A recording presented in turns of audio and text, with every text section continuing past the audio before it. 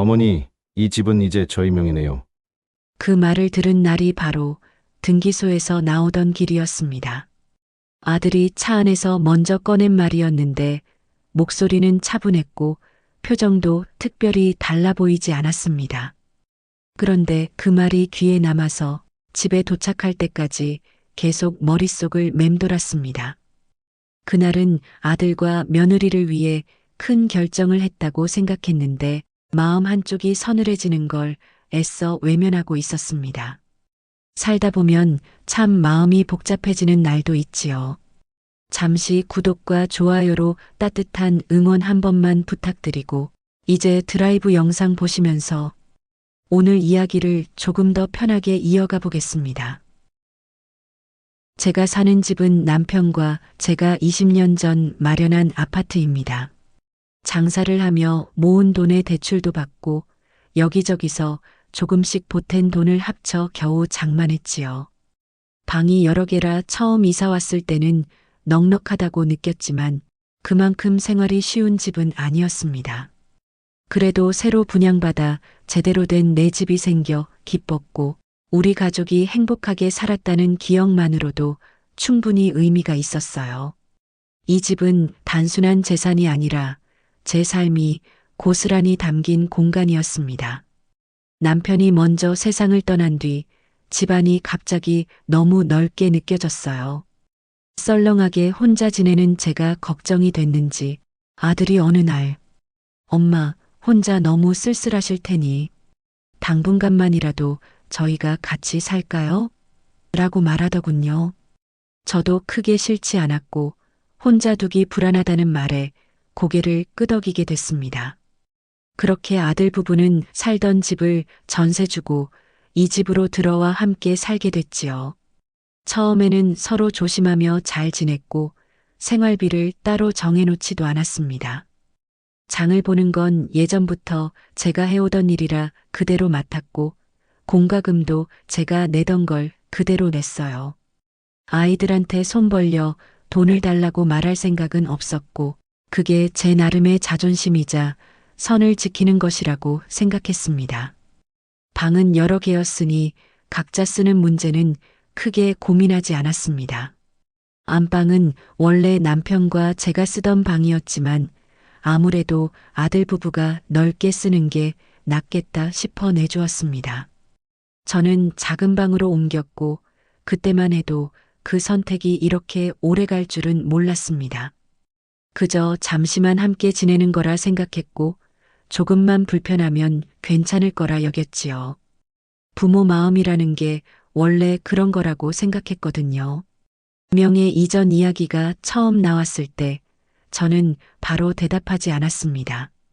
며느리가 어머니, 요즘은 세금 때문에 다들 미리 정리한대요라고 말했을 때도 고개만 끄덕였을 뿐이고 아들은 옆에서 엄마 복잡해지기 전에 정리하는 게 나을 것 같아요라고 덧붙였습니다.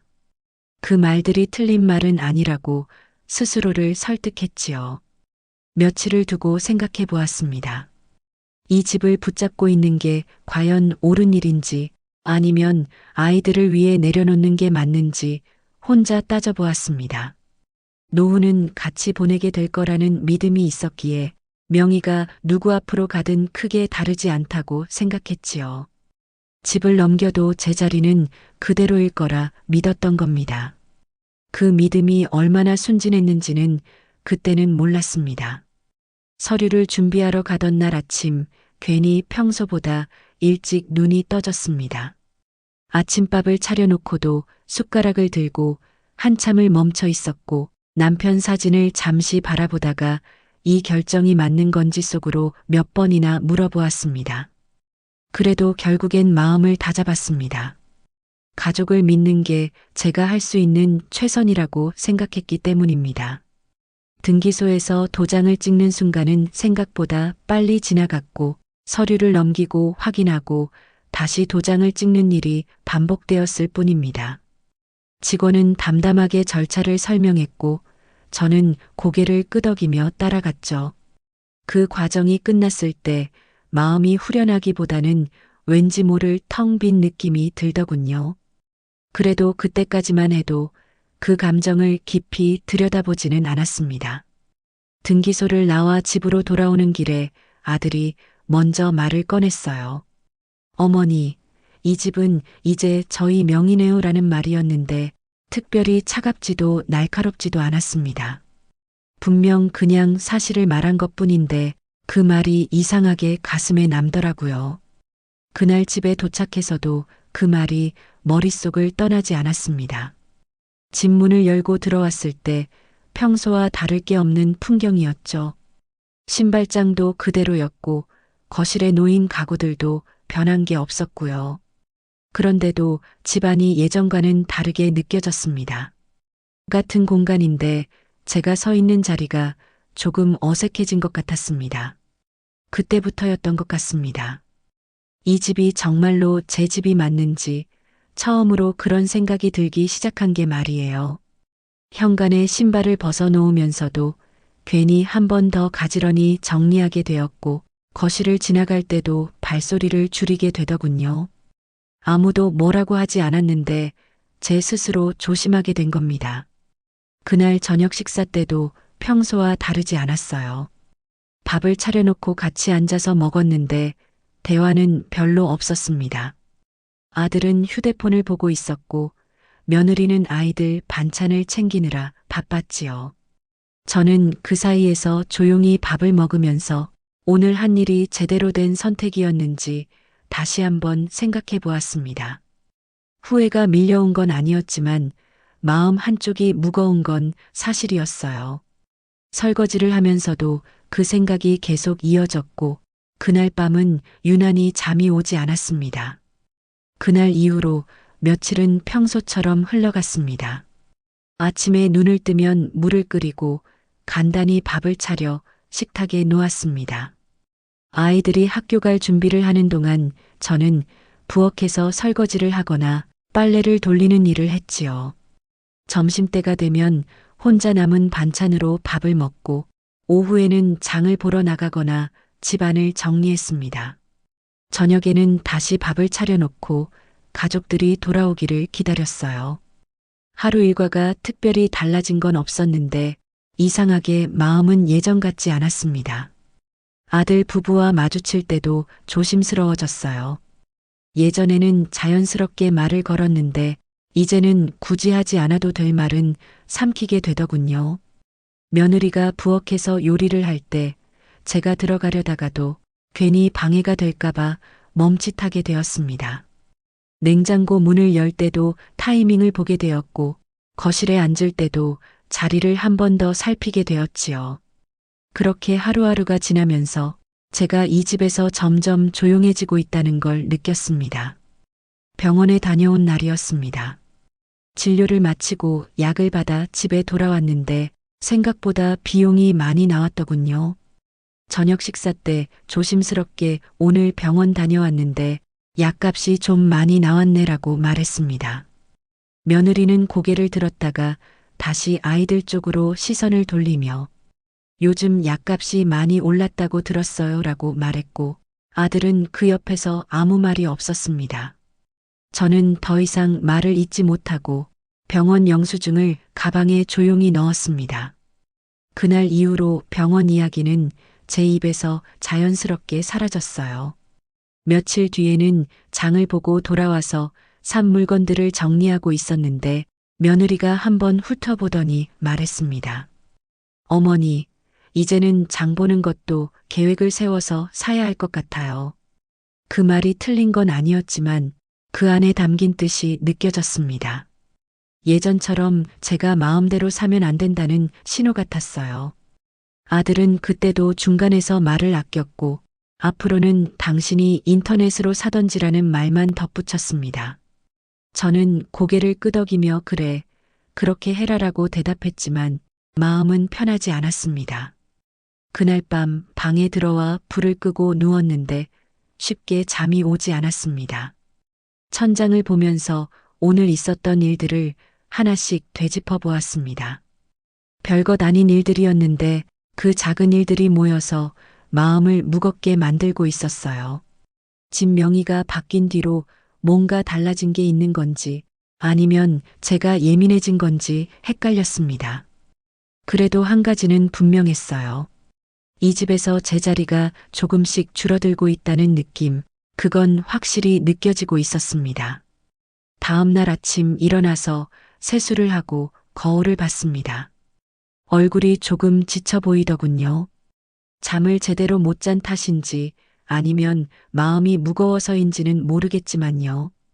거실로 나가 물을 한 잔 따라 마시면서 오늘 하루는 조금 더 조심해야겠다고 생각했습니다. 괜히 말을 많이 해서 분위기를 흐리는 것보다 조용히 지내는 게 나을 것 같았거든요. 그렇게 하루를 시작했고 그날도 별다른 일 없이 지나갔습니다. 어느 날 큰 손주가 중학교에 가게 되었습니다. 며느리가 아이 방을 다시 정리해야 한다며 가구를 이 방 저 방 옮기고 새로 책상을 들이더군요. 저는 그 방을 계속 써도 되는 건지 묻고 싶었지만 분위기를 깨는 사람처럼 보일까봐 입을 다물었습니다. 며느리는 공부에 집중하게 해줘야죠라는 말만 했고 아들도 별말 없이 고개만 끄덕였습니다.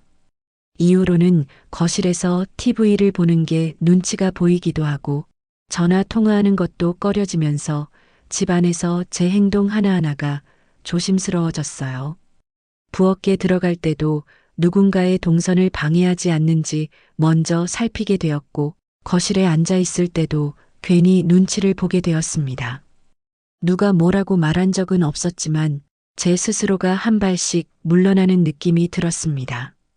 예전에는 제 집이라고 자연스럽게 느끼던 공간이 점점 낯설어지고 있었습니다. 도대체 이제 나는 이 집에서 내 자리가 어딘가 또 한 번 생각하게 되었고 그 변화가 가장 마음을 힘들게 했습니다. 저녁 식사를 마치고 설거지를 하는데 며느리가 부엌으로 들어와 물을 따라 마셨습니다. 그 짧은 순간에도 저는 자리를 비켜주려고 몸을 옆으로 움직였고 며느리는 고맙다는 말 한마디 없이 나갔습니다. 그게 나쁘다는 건 아니에요. 다만 예전 같았으면 잠깐이라도 이야기를 나눴을 텐데 이제는 그런 시간이 사라졌다는 게 느껴졌습니다. 설거지를 다 끝내고 행주로 싱크대를 닦으면서 오늘도 별일 없이 하루가 지나가고 있다는 생각이 들었습니다. 밤이 되면 각자 방으로 들어가는 시간이 빨라졌습니다. 예전에는 거실에 모여 앉아 TV를 보거나 아이들 얘기를 하며 시간을 보냈는데 요즘은 식사가 끝나면 바로 흩어지더군요. 저도 굳이 거실에 남아있을 이유를 찾지 못했고 자연스럽게 제 방으로 들어가게 되었습니다. 방문을 닫고 침대에 앉으면 하루 동안 했던 말이 몇 마디나 되는지 세어보게 되었어요.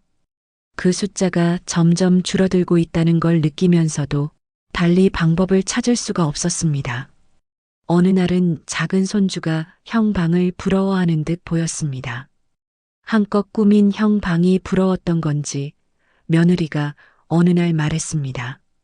어머니, 시우랑 방을 좀 바꿔주시면 안 될까요?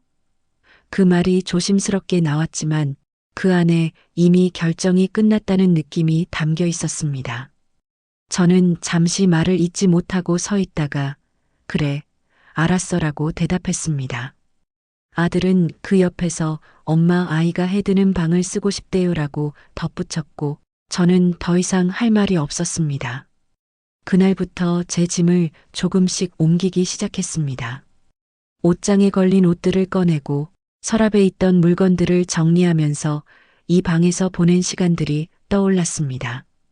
길지 않은 시간이었지만 그래도 제 공간이라고 생각했던 곳이었거든요.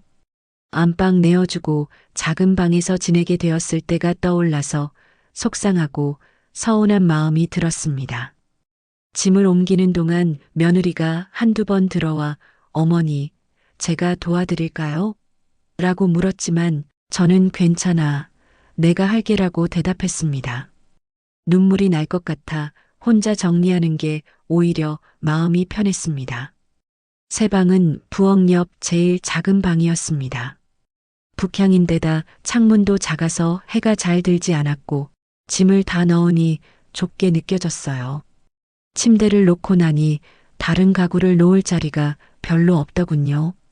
그래도 저는 별말 없이 짐을 정리했습니다. 옷을 개서 넣고 책을 쌓아두고 남편 사진을 작은 선반 위에 올려놓았습니다. 그 사진을 보면서 만약 남편이 살아있었다면 이런 일이 일어났을까 하는 생각이 들었습니다. 아마 남편이 있었다면 이렇게까지 안 됐겠지 하는 생각이 들면서도 지금은 저 혼자 감당해야 할 일이라는 걸 알고 있었습니다. 방 정리를 마치고 거실로 나왔을 때 아이들이 웃으며 새롭게 꾸민 방에서 나오는 모습이 보였습니다. 행복해하는 아이 얼굴을 보니 제 마음이 복잡해졌어요. 기쁜 마음과 서운한 마음이 동시에 올라왔고 그 감정을 어떻게 정리해야 할지 몰랐습니다. 그냥 웃으며 좋니? 라고 물었고 아이는 네, 할머니 감사해요라고 대답했습니다. 그 말을 듣고도 마음이 가벼워지지는 않았지만 어쨌든 한 가지 일은 끝났다는 안도감이 들었습니다. 그날 밤 새 방에서 처음으로 잠을 청했습니다. 침대에 누워 천장을 보는데 예전 방과는 확실히 다른 느낌이었어요. 좁아서 답답한 것도 있었지만 이 방이 제 마지막 자리가 될지도 모른다는 생각이 스쳐 지나갔습니다. 그 생각이 들자 마음이 더 무거워졌고 한참을 뒤척이다가 겨우 잠이 들었습니다. 꿈속에서도 집을 정리하는 꿈을 꾸었고 아침에 눈을 떴을 때는 피곤이 풀리지 않은 상태였습니다. 다음 날부터는 새로운 자리에 익숙해지려고 노력했습니다. 아침에 일어나면 작은 창문으로 들어오는 빛을 보며 하루를 시작했고 밤에는 그 방에서 하루를 정리했습니다. 예전 방보다 좁았지만 그래도 제 공간이라는 생각으로 견뎠습니다. 다만 거실을 지나갈 때 예전 방 문을 보게 되면 아직도 마음 한쪽이 서운해지는 건 어쩔 수가 없었어요. 그 서운함을 누구에게 말할 수도 없었고 그냥 속으로 삼키는 수밖에 없었습니다.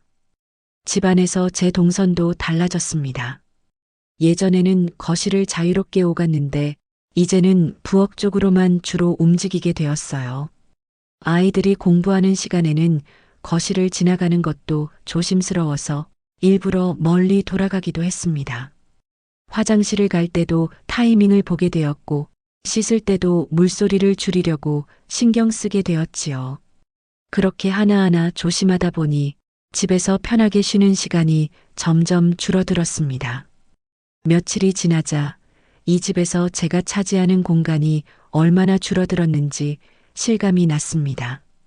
방도 작아졌고 움직이는 범위도 좁아졌으며 말할 수 있는 것도 제한적이 되었어요. 그 변화를 받아들이는 게 쉽지는 않았지만 달리 방법이 없다는 것도 알고 있었습니다. 그저 하루하루 조용히 지내면서 큰 문제 없이 시간을 보내는 것만이 제가 할 수 있는 일이었습니다. 그렇게 일상은 계속 흘러갔고 저는 그 흐름에 맞춰 살아가고 있었습니다. 어느 날 오후 저는 평소처럼 장을 보고 집에 돌아왔습니다. 현관문을 열고 들어서는데 거실에서 며느리 목소리가 들렸어요. 전화 통화를 하고 있었는데 제가 들어온 걸 모르는 것 같았습니다. 응, 시어머니? 괜찮아. 이제 명의도 다 넘어왔으니까 조금만 기다리면 될 것 같아. 그 말이 귀에 들어오는 순간 저는 현관에 그대로 멈춰 섰습니다. 장바구니를 든 손에 힘이 빠졌고 다음 말이 더 궁금하면서도 듣고 싶지 않았어요. 며느리는 이어서 말했습니다. 아니야, 별로 오래 안 걸릴 거야. 우리도 생활이 있는데 계속 이렇게는 못하잖아. 저는 조용히 신발을 벗고 부엌으로 향했는데 발소리를 최대한 줄였습니다. 며느리가 통화를 끝내는 소리가 들렸고 저는 냉장고 문을 열며 아무렇지 않은 척 장본 물건을 정리하기 시작했어요. 손이 떨렸지만 애써 모른 척했고 며느리가 부엌으로 들어왔을 때도 등을 돌린 채 계속 정리했습니다. 어머니, 언제 오셨어요? 며느리의 목소리는 평소처럼 밝았습니다. 저는 돌아서며 웃으려고 했지만 입이 잘 움직이지 않았고 조금 전에 왔어라고만 짧게 대답했습니다. 며느리는 제 표정을 살피는 것 같았지만 더 묻지는 않았어요. 저도 더 말을 꺼내지 않았고 냉장고 문을 닫으며 방으로 들어갔습니다. 방문을 닫고 침대에 앉았는데 아까 들었던 말이 계속 머릿속을 맴돌았습니다. 조금만 기다리면 될 것 같아라는 그 말이 무엇을 의미하는지 저도 이제는 알 것 같았어요. 그날 저녁은 평소보다 더 조용했습니다. 밥을 먹으면서도 아무도 말이 없었고 저는 숟가락을 입에 가져가는 것조차 힘들었어요. 며느리는 아이들 챙기느라 바빴고 아들은 휴대폰만 보고 있었습니다. 저는 밥을 반쯤 남기고 일어섰어요. 먼저 들어갈게라고 말한 뒤 방으로 갔습니다. 그날 밤은 잠을 거의 이루지 못했어요. 천장을 보며 앞으로 어떻게 해야 할지 생각만 했습니다. 이 집에 더 머물러야 하는지 아니면 스스로 나가야 하는지 결정을 내려야 할 때가 다가오고 있었습니다. 며칠 뒤 병원에 다녀온 날이었습니다. 검사 결과를 듣고 나오는데 의사 선생님이 다음에는 보호자분과 같이 오시는 게 좋겠어요 라고 말했습니다. 저는 고개를 끄덕였지만 누구를 데려올 수 있을지 막막했어요. 집에 돌아와서 아들에게 다음 주에 병원 한 번 더 가야 하는데 같이 갈 수 있니? 라고 물었습니다. 아들은 잠시 휴대폰에서 눈을 떼고 엄마, 그날 제가 회의가 있어요. 미정이한테 물어보세요 라고 했습니다. 며느리에게 물었더니 어머니, 저도 그날 아이들 학교 행사가 있어서요. 혼자 다녀오실 수 있으시잖아요 라는 대답이 돌아왔습니다. 저는 그래, 알았어 라고 말하며 더 이상 부탁하지 않았습니다. 그날 이후로 병원은 계속 혼자 다녔고 검사 결과도 혼자 듣게 되었어요. 누군가 옆에 있었으면 하는 순간들이 많았지만 그런 기대는 접어야 한다는 걸 배웠습니다. 의사 선생님이 뭐라고 설명해도 제대로 이해가 안 될 때가 있었지만 혼자 끄덕이며 들었습니다. 어느 날은 손주가 학교에서 상을 받았다고 했습니다. 아이가 기쁜 표정으로 집에 들어와 상장을 보여줬고 저는 우리 시우 대단하네라고 말하며 머리를 쓰다듬어 주었습니다. 아이는 웃으며 할머니한테 안겼고 저도 오랜만에 마음이 따뜻해지는 느낌이었어요. 그때 며느리가 부엌에서 나오더니 시우야, 할머니 바쁘시니까 이제 방 가서 숙제해라고 말했습니다. 아이는 고개를 끄덕이며 제 품에서 떨어져 방으로 들어갔고 저는 그 자리에 혼자 남았습니다. 며느리는 상장을 받아들고 나중에 액자에 넣어줘야겠네요 라고 말하며 미소를 지었지만 그 말 속에는 제가 끼어들 자리가 없었습니다. 저는 그래, 그렇게 해라라고 대답하고 제 방으로 들어왔습니다. 손주와 함께 기뻐할 수 있는 시간이 그렇게 짧게 끝난 게 아쉬웠지만 이제는 그것도 제 자리가 아니라는 걸 알았어요. 방에 앉아 창밖을 보면서 예전에는 손주들과 함께 웃고 떠들던 시간이 많았는데 그게 얼마나 소중했는지 그때는 몰랐다는 생각이 들었습니다. 주말이 되었을 때 며느리 친정 식구들이 놀러 온다는 이야기를 들었습니다. 저는 그날 방에서 주로 지냈고 거실에서 들려오는 웃음소리를 들으며 시간을 보냈어요. 점심 준비는 며느리가 다 했고 저는 부엌에 나가지도 않았습니다. 나중에 며느리가 방문을 두드리며 어머니 식사하세요라고 말했지만 저는 괜찮아, 나중에 먹을게라고 대답했습니다. 사실 배가 고프지 않아서가 아니라 그 자리에 끼고 싶지 않았던 겁니다. 저녁이 되어 친정 식구들이 돌아간 뒤 거실을 정리하는 소리가 들렸습니다. 저는 방에서 나와 조용히 부엌으로 가서 남은 음식을 조금 덜어 먹었어요. 그 음식들은 제가 평소에 먹던 반찬과는 달랐고 며느리가 친정 식구들을 위해 특별히 준비한 것들이었습니다. 저는 그 음식을 먹으면서 이 집에서 제가 손님이 된 것 같다는 느낌을 받았습니다. 손님도 아니고 가족도 아닌 어정쩡한 위치에 있는 사람처럼요. 다음 날 아침 커피를 마시려고 부엌에 갔는데 커피가 없었습니다. 제가 마시던 커피는 항상 찬장 윗칸에 있었는데 그날은 보이지 않았어요. 한참을 찾다가 며느리에게 물었습니다. 이 위에 두던 커피 어디 있니?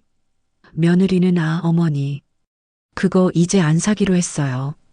저희는 다른 걸 마시거든요.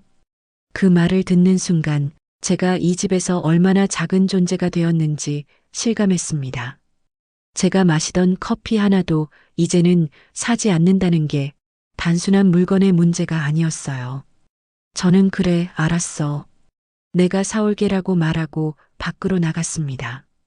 마트에 가서 커피를 사면서 앞으로는 제가 쓰는 물건들을 따로 사야 한다는 생각이 들었어요. 생활비를 내고 있는데도 제 물건조차 제대로 준비할 수 없는 상황이 됐다는 게 서글펐습니다. 집에 돌아와 커피를 찬장에 넣으면서 이 작은 공간마저 제가 차지해도 되는 건지 확신이 서지 않았습니다. 그날 이후로 제 물건들은 따로 정리하게 되었고 가족이 함께 쓰는 물건과 제 물건 사이에 보이지 않는 선이 그어졌습니다. 어느 날 저녁 아들과 며느리가 거실에서 이야기를 나누는 소리가 들렸습니다. 저는 방에 있었지만 문틈 사이로 소리가 새어 들어왔어요. 여보, 우리 이사 알아볼까? 좀 넓고 신축 아파트로. 며느리의 목소리였습니다. 아들은 그래도 지금은 아무 돈 안 들고 사는데 당분간은 여기 있는 게 낫지 않아? 라고 대답했습니다. 며느리는 잠시 침묵하다가 그것도 그렇네. 조금만 더 참아야지 뭐 라고 말했습니다. 그 대화를 듣는 순간 제가 이 집에서 참아야 할 대상이 되었다는 걸 깨달았습니다. 아들 부부는 언젠가 이 집을 떠날 계획을 하고 있었고 그때까지 저와 함께 사는 걸 참는 시간으로 생각하고 있었어요. 저는 침대에 앉아 그 말들을 곱씹었고 마음이 무너지는 걸 느꼈습니다. 가족이라고 믿었던 사람들이 저를 부담으로 여기고 있다는 사실이 생각보다 훨씬 크게 다가왔습니다. 그날 밤 저는 결심했습니다. 더 이상 이 상태로 지낼 수는 없다고요. 다음 날 아침 일찍 일어나 산책을 나갔습니다. 아파트 단지를 천천히 걸으면서 앞으로 어떻게 살아야 할지 생각해 보았어요. 복지관에 가서 혼자 사는 노인들을 위한 프로그램이 있는지 물어보기도 했고 작은 원룸이라도 구할 수 있는지 알아보기 시작했습니다. 제가 가진 돈으로 얼마나 버틸 수 있는지 계산해 보았고 최소한의 생활을 유지하는 데 필요한 금액을 종이에 적어 보았습니다. 그 숫자들이 생각보다 빠듯했지만 그래도 방법을 찾아야 했습니다. 집에 돌아와서는 몇 군데 부동산에 전화를 걸었습니다. 보증금이 적게 드는 곳을 찾았고 월세로 감당할 수 있는 범위를 물어보았어요. 직원들은 친절하게 설명해 주었지만 제 나이를 듣고는 조금 망설이는 기색이 역력했습니다. 어르신, 혹시 보증인 있으세요?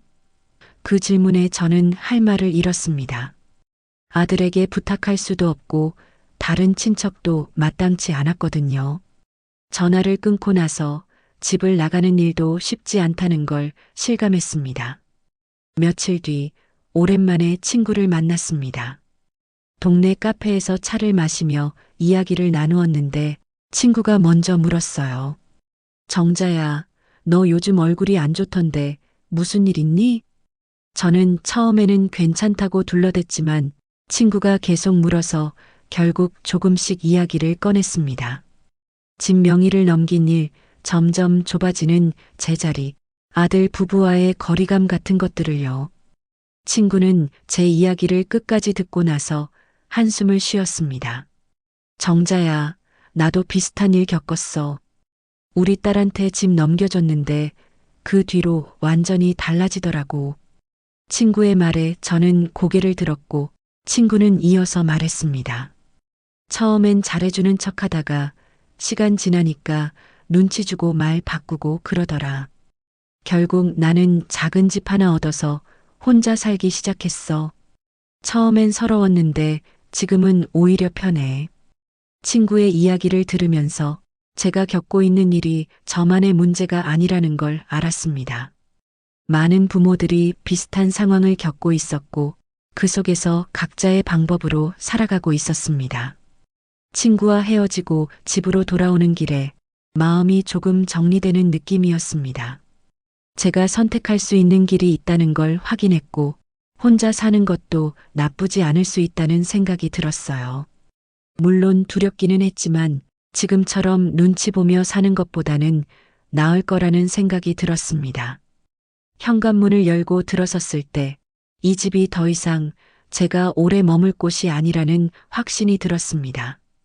그날 밤 저는 본격적으로 이사 계획을 세우기 시작했습니다.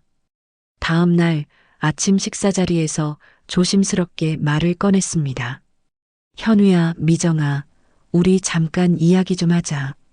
아들은 숟가락을 내려놓고 제 얼굴을 봤고 며느리는 아이들에게 너희는 방에 가서 학교 갈 준비해라고 말한 뒤 자리에 앉았습니다. 저는 준비한 말을 천천히 꺼냈습니다. 엄마가 요즘 생각을 좀 해봤는데 계속 이렇게 지내는 게 서로한테 좋은 건지 모르겠더라. 나도 나이가 있고 너희도 생활이 있잖니. 엄마가 따로 나가서 사는 게 나을 것 같아. 그 말이 떨어지자 거실이 조용해졌습니다. 아들은 잠시 침묵하다가 엄마 갑자기 왜 그런 말씀을 하세요? 라고 물었습니다. 저는 갑자기가 아니야. 한참 생각했어. 엄마가 여기 있으면 너희도 불편하잖아. 나도 눈치 보면서 사는 게 힘들고.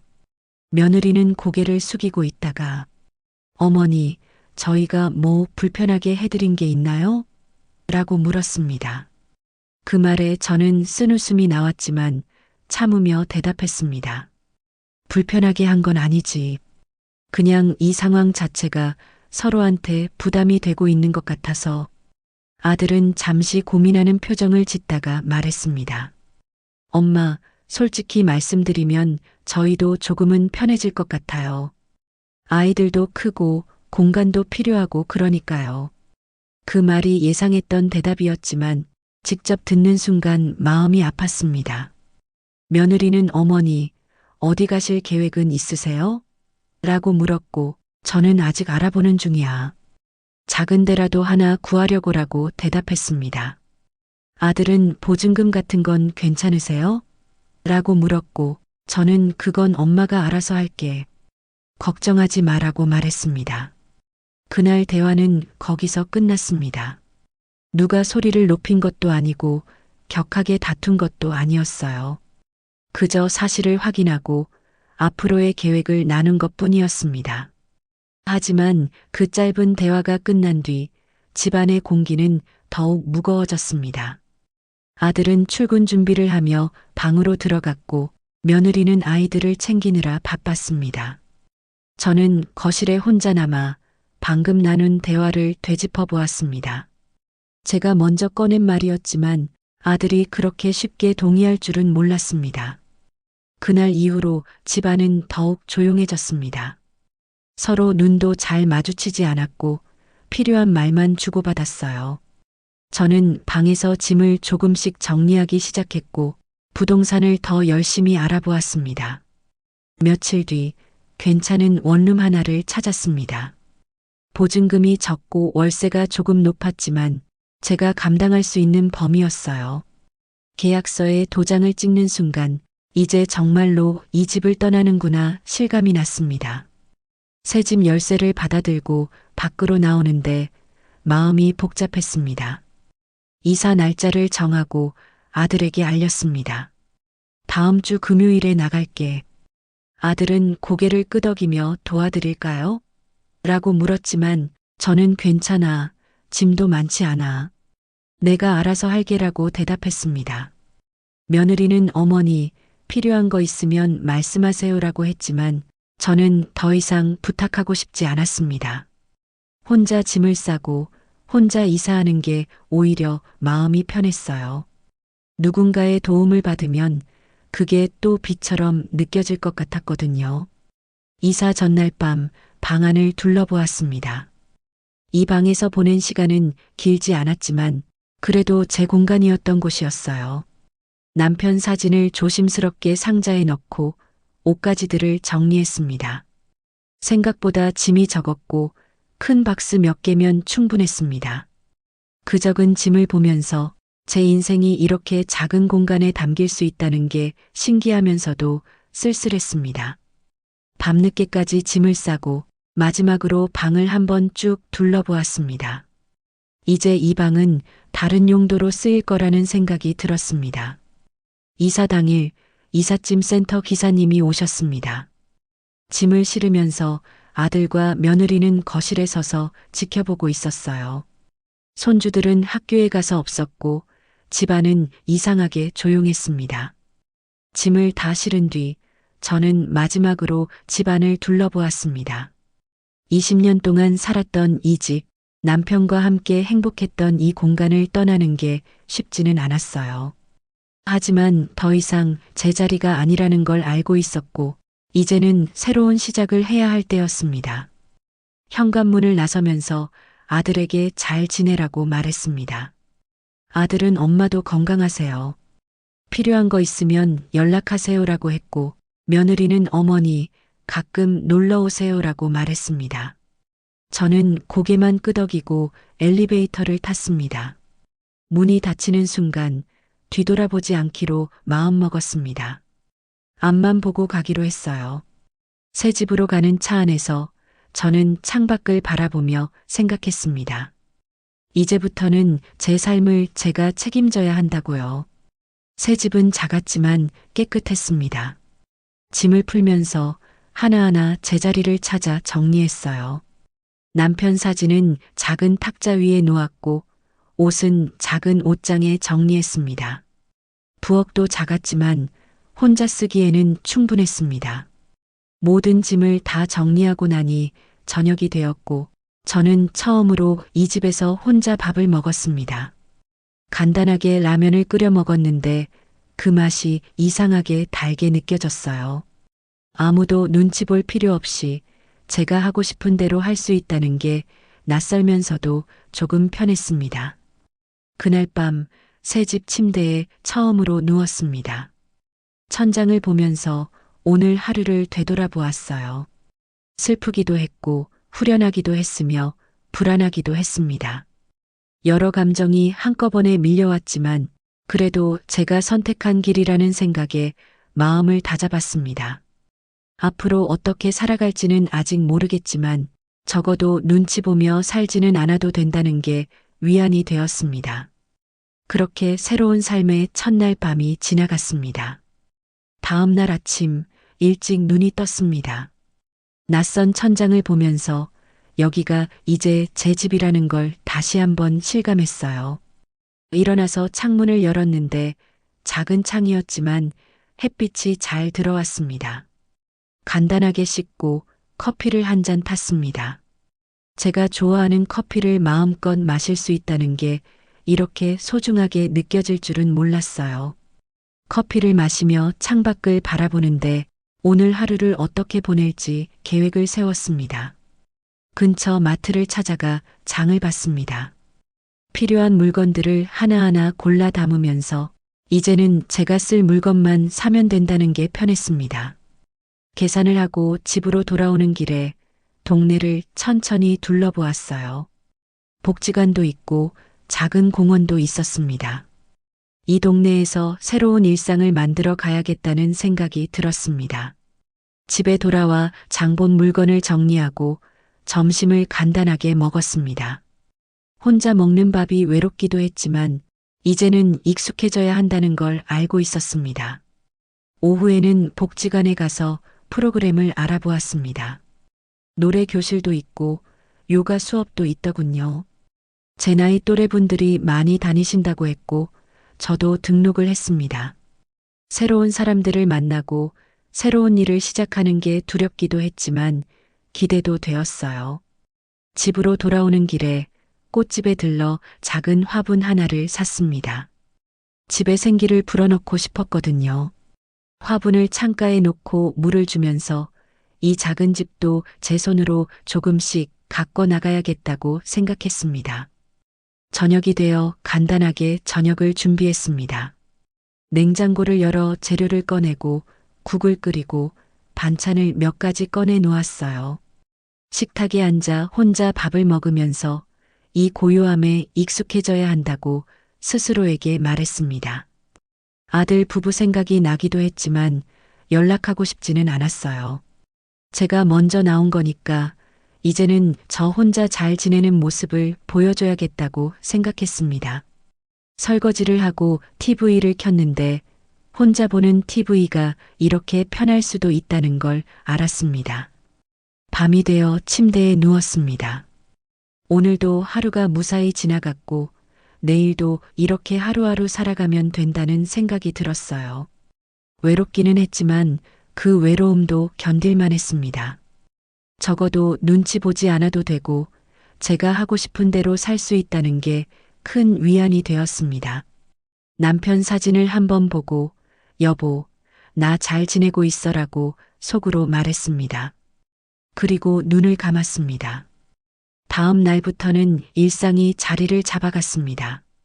아침에 일어나 커피를 마시고 간단히 아침을 먹은 뒤 산책을 나갔어요.